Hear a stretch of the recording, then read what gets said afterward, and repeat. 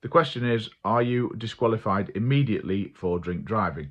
Well, let's take this stage by stage. So the first stage for most people is being arrested for drink driving. If you've been arrested, you're still being investigated, you've not been charged or convicted, and so you are not disqualified from driving.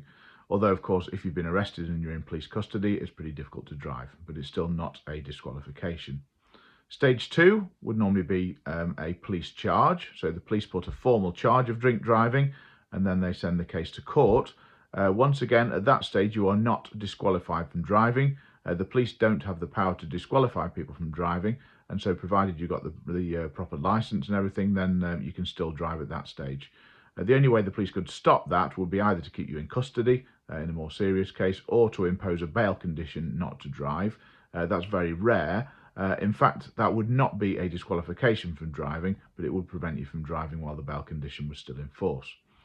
Now, the next stage is going to court. So once you arrive at court, when you get to court, you're not disqualified unless you are convicted. So if you plead not guilty and the case is adjourned for a trial, once again, you would not be disqualified from driving.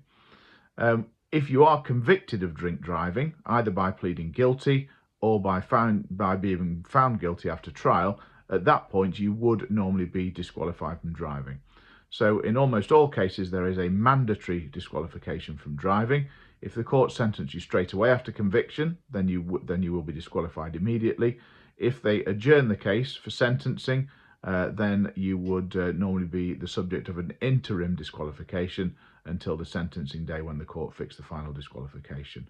The only real exception to that is if after conviction you're going to argue that there are special reasons that you shouldn't be disqualified from driving, and the case is adjourned, then quite often the court will not impose an interim disqualification then, because that would prejudge the special reasons hearing. Special reasons hearing for drink driving are relatively rare, but they do happen from time to time. So looking back over all of that, the general rule is that you are disqualified from driving for drink driving once you are convicted. But if you're not convicted, then you cannot be disqualified from driving.